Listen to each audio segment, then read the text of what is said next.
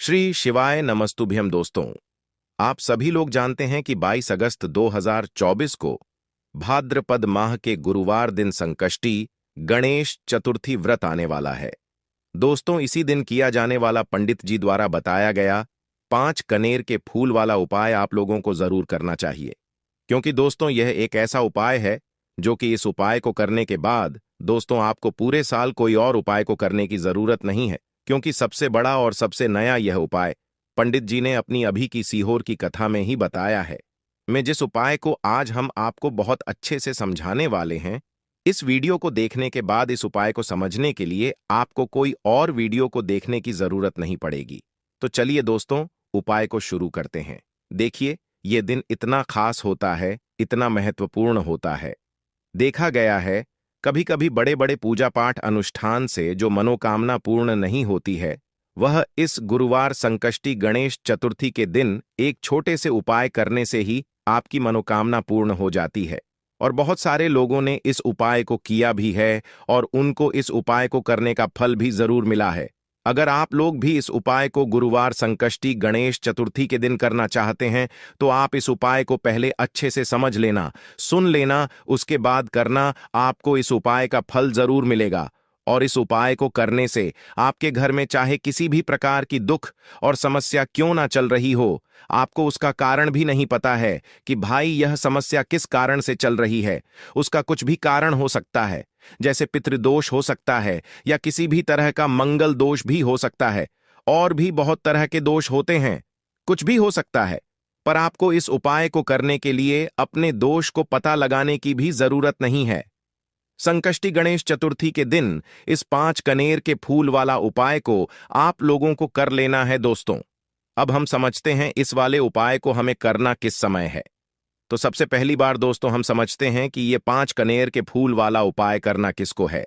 तो देखिए, यहां पर सीधी सी बात है कि ये 5 कनेर के फूल वाला जो उपाय है, ये किस लिए किया जा रहा है। ये मनोकामना को पूर्ण करने के लिए किया जा रहा है, या आपके जीवन में जो दुख और परेशानियां हैं उनको दूर करने के लिए किया जा रहा है, या आपका कोई बड़ा काम है जो कि नहीं हो पा रहा है, आप उसके लिए इस उपाय को कर सकते हो, है ना। तो सीधी सी बात यह है कि आप अपनी किसी भी प्रकार की मनोकामना के लिए इस वाले उपाय को कर सकते हो।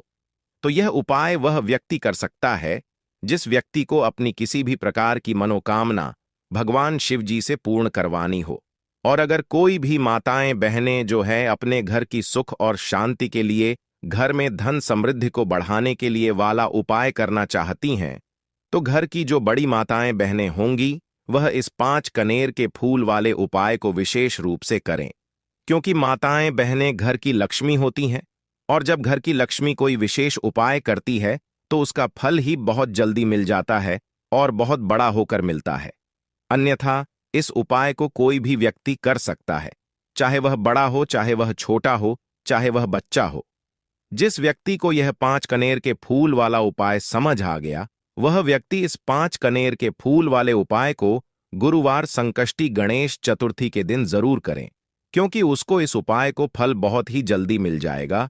क्योंकि भाद्रपद माह के सबसे बड़े व्रत संकष्टी गणेश चतुर्थी के दिन भगवान शिव जी बहुत आसानी से प्रसन्न हो जाते हैं। तो आइए अब हम समझते हैं कि इस 5 कनेर के फूल वाले उपाय को आपको करना कैसे है, और इस उपाय को करने का जो समय है वो क्या है। तो देखिए, इस संकष्टी गणेश चतुर्थी के दिन किए जाने वाले यह 5 कनेर के फूल वाला जो उपाय है, यह मुख्य रूप से सुबह के समय होगा। सुबह के समय होगा। आपको कोशिश यही करनी है कि सुबह के समय हम इस 5 कनेर के फूल वाले उपाय को करने पर किसी कारणवश अगर आप सुबह इस उपाय को न कर पाओ, आपको कहीं काम से जाना हो या किसी और काम की वजह से आप उपाय को न कर पाओ, तो आपके पास फिर दूसरा मौका रहेगा, जो कि शाम के समय का रहेगा, प्रदोष काल का रहेगा।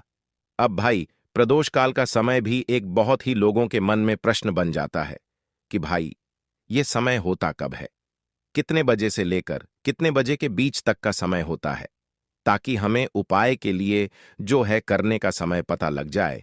तो हम आपको बता दें, प्रदोष काल का जो एक समय होता है, शाम का समय वह होता है शाम के 6-4 बजे से लेकर शाम के 7-8 बजे के बीच का, इस समय के बीच में आप उपाय को करेंगे तो आपको उस उपाय का जरूर फल मिलेगा। तो शाम के 6-4 बजे से लेकर शाम के 7 बजे के बीच में आप लोग इस 5 कनेर के फूल वाले उपाय को कर सकते हो। तो भैया बहुत सारे लोग यहाँ पर यह प्रश्न भी जरूर करेंगे कि भाई हम तो नौकरी पर जाते हैं, हम अपनी ड्यूटी पर जाते हैं और आने में हमें देर हो जाती है, तो उस जगह पर हमें क्या करना चाहिए? तो देखिए, उन लोगों को भी टेंशन लेने की जरूरत नहीं है। अगर आप लोग इस उपाय को शाम के समय प्रदोष काल में कर रहे हैं और अगर आप आने में देरी भी हो जाती है, आपको आने में 7 ही बजे तक आप नहीं पहुंच पाते हो, तो भाई आप 7 या रात 8 बजे तक भी अगर उपाय को करोगे तो भी चल जाएगा। और अगर इससे भी थोड़ा देर हो जाती है ना, तो भी आप उपाय को कर सकते हो, क्योंकि संकष्टी गणेश चतुर्थी का दिन है। यह दिन बहुत ही कम आता है पूरे साल भर में, इसलिए जब आपको टाइम मिल जाए, जब आप इस उपाय को जरूर कर लेना है। न कोई भी उपाय हो, आप कभी भी कर सकते हो।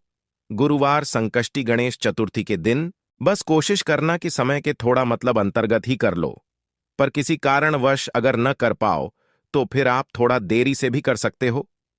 आपको उपाय का फल जरूर मिलेगा, क्योंकि भगवान शिव आपसे बहुत ज्यादा प्रसन्न होते हैं, सभी भक्त गणों से जो उनको प्रसन्न करते हैं, है ना? तो अब हम यहां पर समझते हैं कि आपको उपाय कैसे करना है। सबसे पहली चीज दोस्तों, ये जो उपाय है, ये 5 कनेर के फूल वाला उपाय है।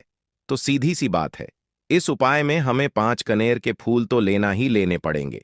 अब यहां पर एक सबसे बड़ी गलती होती है जो कि आप उपाय में करते हो और आपको पता भी नहीं लगता है, जो कि हम आपको बताते हैं। देखिए, जो आप 5 कनेर के फूल लेकर आओगे, सबसे पहले तो कनेर का फूल आप लोगों को पता होगा कि कैसा होता है। हम आपको जब भी बता देते हैं, कनेर के फूल वह होते हैं जो कि पीले कलर के होते हैं, लंबे लंबे से होते हैं। आप लोगों ने देखे भी होंगे, आप लोगों ने जो थंबनेल में फूल देखा हुआ था वही कनेर का फूल होता है। तो आप लोगों को वैसे ही 5 कनेर के फूल लेकर आने हैं। ये कनेर के फूल आप लोगों को बहुत आसानी से मिल जाते हैं, बस आपको इसका पेड़ ढूंढना होता है और बहुत सारे फूल में लगे हुए होते हैं, कुछ भी कमी नहीं होती है। बस दोस्तों, आपको यहां पर ध्यान इस बात का रखना है कि अगर ये 5 कनेर के फूल जो है, मतलब कनेर के फूल का पेड़ जो है कहीं बाहर लगा हुआ है, वो किसी के अंदर में नहीं लगा हुआ है, किसी का वह पेड़ नहीं है, तो आप बिना पूछे जो है वह कनेर के फूल तोड़कर ला सकते हो, है ना? पर अगर कोई सा कनेर का पेड़ किसी के घर के अंदर लगा हुआ है और आपको वह कनेर के फूल उसके घर के अंदर से चाहिए, तो भाई उससे पहले पूछना कि भाई हम जो है आपके पेड़ में से 5 कनेर के फूल ले लें या कनेर के फूल ले लें। भाई पहले उससे पूछना, क्योंकि यह वाले जो 5 कनेर के फूल आप लोग ले रहे हो, यह उपाय के लिए ले रहे हो। और भगवान शिव जी को उपाय जब हम करते हैं तो भाई पूर्ण रूप से जो है हम पूरे विधि विधान से करते हैं। तो इसलिए अगर आप किसी के घर में के अंदर जो पेड़ लगा हुआ है, कनेर के उस पेड़ से अगर ये फूल ले रहे हो, तो भाई पहले उस घर के मुखिया से पूछ लेना कि हम आपके पेड़ से कनेर के फूल ले लें। अगर वहां कह देता है तो भाई उसके बाद आप उसके पेड़ से 5 कनेर के फूल ले लेना। अगर कोई कनेर का पेड़ जो है ऐसे ही बाहर लगा हुआ है, खुले में लगा हुआ है, उस पर किसी का भी कब्जा नहीं है, तो वह आप जो है बिना पूछे भी उस पेडीडीएच में से तोड़ सकते हो। पर किसी के घर के अंदर लगा हुआ है तो उससे पूछकर ही 5 कनेर के फूल उसके पेड़ में से लेना। अब आपके पास 5 कनेर के फूल भी आ चुके हैं। अब दोस्तों, कनेर के फूल के साथ में क्या हमें सीधा उपाय करना है या कुछ सामग्री भी लेकर जाना है? तो देखो, कोई भी उपाय जब हम कर आते हैं तो सीधा हम उपाय जाकर नहीं करते हैं, उससे पहले हम भगवान शिव जी की पूजा अर्चना भी करते हैं। तो देखो, अगर यह उपाय आप सुबह के समय कर रहे हो, प्रातःकाल कर रहे हो, तो आप लोगों को अपने साथ में कम से कम 1 लोटा जल तो जरूर लेकर जाना ही जाना है। मंगलवार की अष्टमी का दिन रहेगा, वैसे ही माताएं बहनें अपनी पूजन सामग्री लेकर जाएंगी, तो उन लोगों के लिए कोई दिक्कत नहीं है जो प्रतिदिन शिव जी के मंदिर लेकर जाते हैं। सावन के सबसे बड़े व्रत संकष्टी गणेश चतुर्थी के दिन अपनी पूरी पूजन सामग्री लेकर जाएंगे भाई, वह वैसे के वैसे ही लेकर जाएं।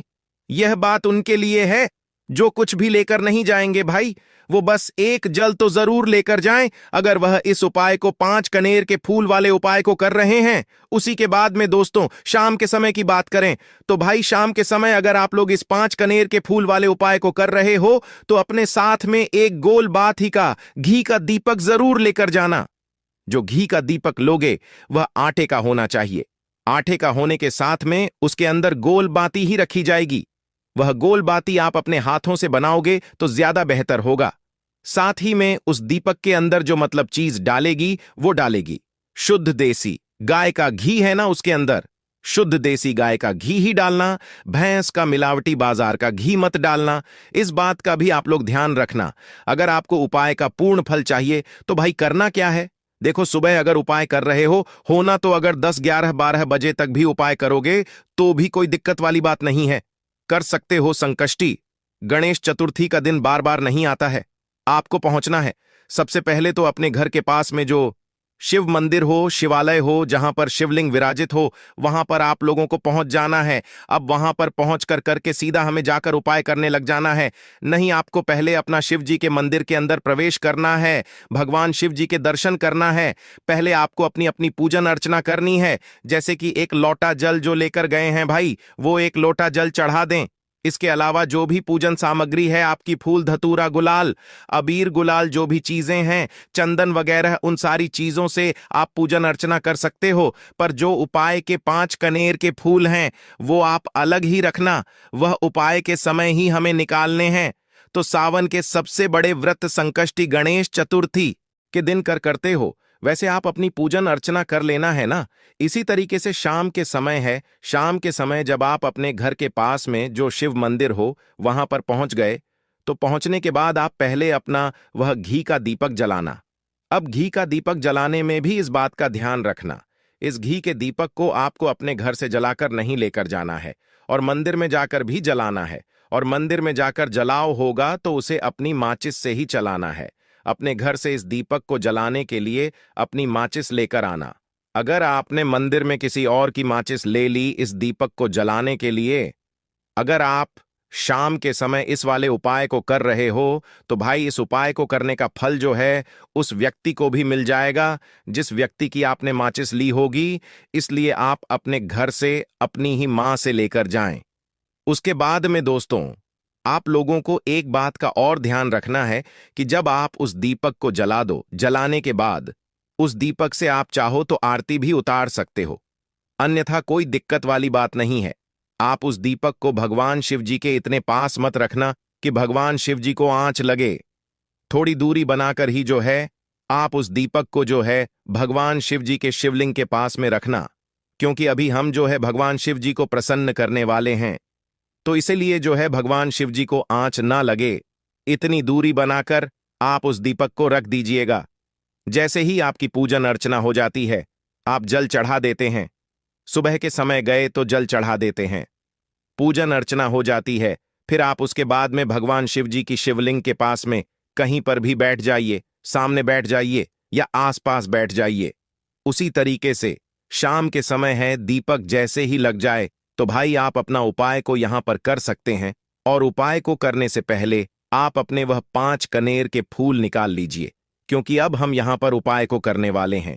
उपाय को करने के लिए आप शिवलिंग के सामने भी बैठ सकते हैं, आसपास भी बैठ सकते हैं, कोई दिक्कत वाली बात नहीं है। अब हमारे पास 5 कनेर के फूल है तो सीधी सी बात है कि इन 5 कनेर के फूलों को हमें 5 अलग अलग जगहों पर या पर चढ़ाने हैं। अब वह 5 अलग अलग जगह कौन सी हैं वो हम आपको बताते हैं। देखिए, 5 अपने कनेर के फूल आप अपने सामने निकाल कर रख लीजिए। अब 5 कनेर के फूल में से सबसे पहला वाला कनेर का फूल आप लोग उठाइए और पहले वाले कनेर के फूल आपको कहां पर चढ़ाना है वो आपको चढ़ाना है भगवान शिव जी की शिवलिंग के ऊपर। जो गणेश जी वाला स्थान होता है वहां पर अब भगवान शिव जी के शिवलिंग के ऊपर गणेश जी वाला स्थान कहां पर होता है? भगवान शिव जी की शिवलिंग होती है, शिवलिंग की जल आधारित होती है।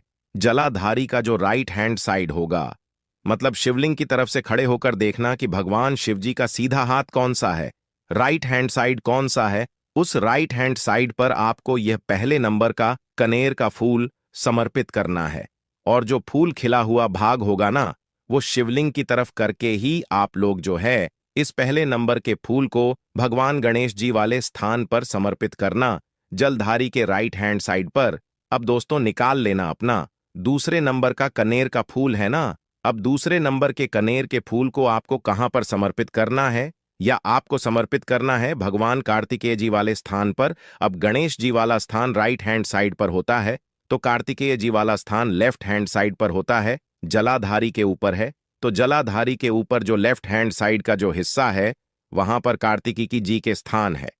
तो इस दूसरे नंबर के फूल को आप वहां मतलब वहां पर समर्पित कर देना और भगवान से प्रार्थना कर लेना। और फूल खिला हुआ भाग शिवलिंग की तरफ ही होना चाहिए। अब बात आती है तीसरे कनेर के फूल की। तो तीसरे कनेर के फूल को भी आपको लेना है और इस तीसरे कनेर के फूल को आपको माता अशोक चंद्र जी वाले स्थान पर समर्पित करना है। अब यह माता अशोक चंद्र जी का स्थान कहां पर होता है दोस्तों?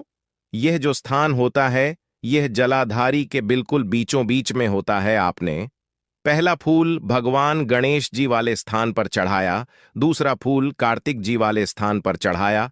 अब यह तीसरा फूल जो है इन दोनों फूलों के बीचों बीच चढ़ेगा, मतलब जहां पर माता अशोक सुंदरी जी का स्थान होता है, खिला हुआ भाग शिवलिंग की तरफ करके ही जो है इस तीसरे नंबर के फूल को आप समर्पित कर देना माता चंडी स्थान पर।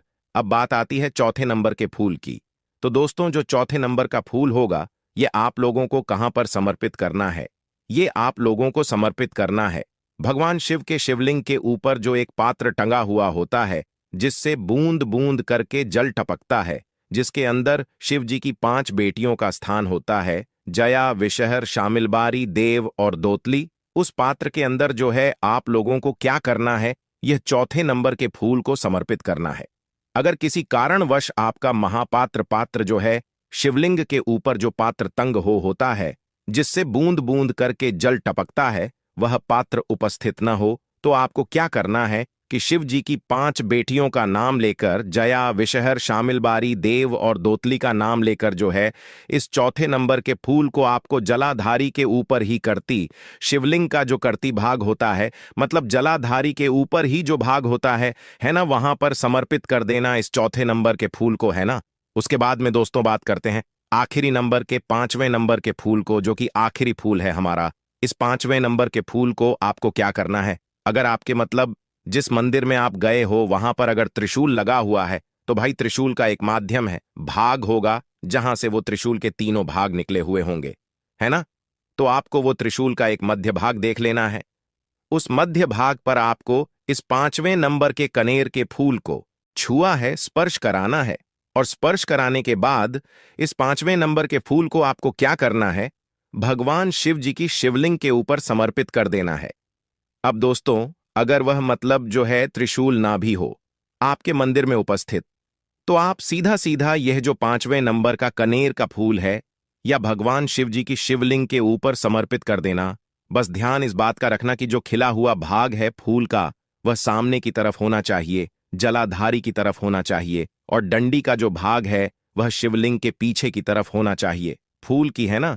तो इस बात का आप लोगों को ध्यान रखना है।